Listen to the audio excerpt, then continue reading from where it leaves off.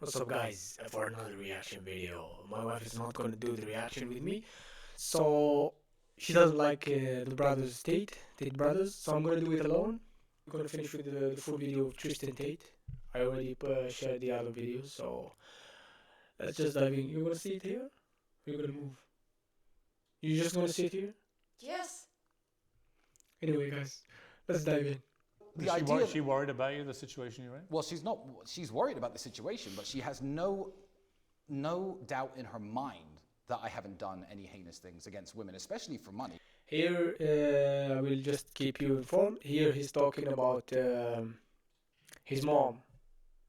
Piers Morgan asked him about his mom if she visits you and stuff like this. So here he's talking just about his mom and he's explaining his mom is proud of him and she knows that he didn't do the thing. So we're gonna get more about it.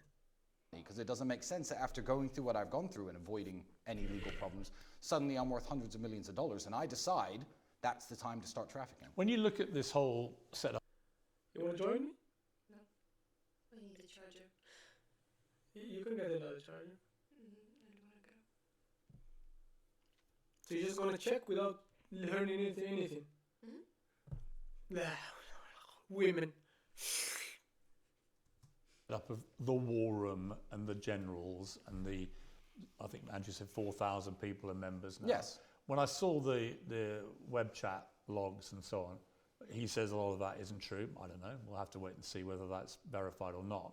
But a lot of the language that's used seems to be that people are being encouraged to spend all this money to join a kind of cult where they are encouraged to treat women as second-class citizens. Absolutely not true. One, I don't. But that's what comes over in these. One, logs. I believe the screenshots you've seen are fake. All of them. One, absolutely. Two, I would say I'm a member of the war room. The war room has nothing to do with me. I'm just a war room member like everybody else. And I find lots of great help within the war room. Whenever I want to do business with somebody, if I want to transfer money to certain countries, if I want to, find somebody who has talents that I don't, to recruit people, to find people to work for me, that's what I use the war room for. I don't think any network in the world would exist where men sit around and just complain about women. I would like to speak about the Tate Brothers School. I've been, I paid for, it's only $49. It's nothing. If I can say it's nothing, for some people maybe it's something. It's still money, but it's not that hard. When I search for other schools, and most of them like 250, 249, something like this, so it's 230, 132, it's all above. So $49 is nothing if you get access to all the information that they're going to give you, even if it's not information that you're going to need. But in all cases, the information that they're going to give you, it's pure gold. I checked many of them, and I'm not going to say I get in love, but I get stuck with how to create a channel, YouTube channel, so, how you can earn money from a YouTube channel, shit like this, but they can teach you more.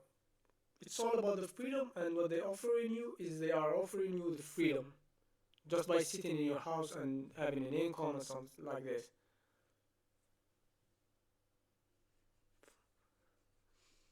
Move. Well, so here's the it's thing. fake. If 4,000 people are talking across hundreds of different rooms 24 hours a day, right now, since the beginning of our interview, probably 300, 400, 500 sure. messages have been sent inside of the war room. I can't tell you exactly what everyone has said over the last 4 years and what they haven't said. I can't. What I'm saying is, in my experience inside of the war room, that is absolutely not what the war room stands for. That is absolutely not what the war room teaches, preaches, what anyone I know from the war room believes. All the people I know from the war room are happily married men, guys with families, guys with kids, successful businessmen, people who run construction companies, real, honest, great people, and that does not represent us. So I think it's fake. You guys have preached a message of masculinity, and I'm all in favour of masculinity. Great. Many other people have categorised it as toxic masculinity because of the misogyny and so on. The word toxic masculinity is just a bullshit word created by fucking dumbass. I don't know who are they. They just created this toxic masculinity because, I don't know, for example, a man who tell his wife, I don't want to see my wife with a dress, a short dress. What is toxic about it here? I don't want other men to look at my wife the way I look to my wife. And that has been, again, one of the reasons you find yourself in the problems you're in. Well, again, when I say... No, that's not professional. I'm doing a reaction and you sitting here. You'll not bother. That's not professional. You sitting here and I'm doing a reaction. Since when we become professional? Yeah, but I want to be professional. Just move. Go to another place. No. First, The kind of alpha male well, what have I rhetoric. said? What have I said that's misogynistic? No, I'm or just top- asking top- generally whether you feel that's part of the problem. I don't think that's part of the problem. I don't think it is a problem at all. I think that when somebody has been speaking on the internet for a decade, you have to understand that, first of all, lots and lots of content is produced, and it's very easy to cherry pick and to take things out of context. Sure. And number two, the man speaking on the internet 10 years ago is not the man sitting in being interviewed by you today. You know, who I was when I was 25, I fancied myself a bit of a dating coach, used to give people advice on how to meet women and how to pick. That's not how I live now. I'm 35, I'm not 25. You at 25, I'm sure, were very vastly different than you are today.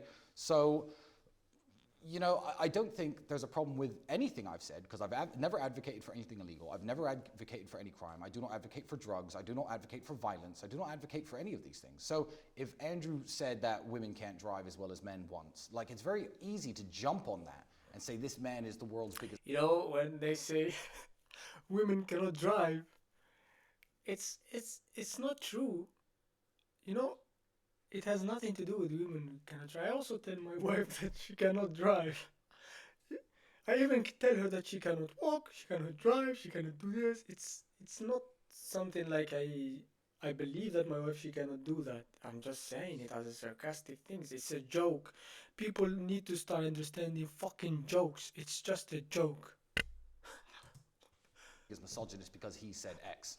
And I think it's Well, really he said stupid. he said a lot worse things than that. I do think That was the original reason he went viral. I do think he said a lot of blatantly misogynist things. I don't think he's even really aware. I don't think he even thinks they are misogynist. Well, that depends on your worldview, and it actually depends on the worldview of where you live. Because if you were to walk around the country of Romania, the great country of Romania, and you were to talk to people and say some of the misogynistic things you've heard, Andrew, me, anyone else in the world say in England that are considered misogyny, the men and the women here would be like, yeah, huh? What? Misogynistic? What's like? Yeah, that's not a very good defense. Well, no, it's not.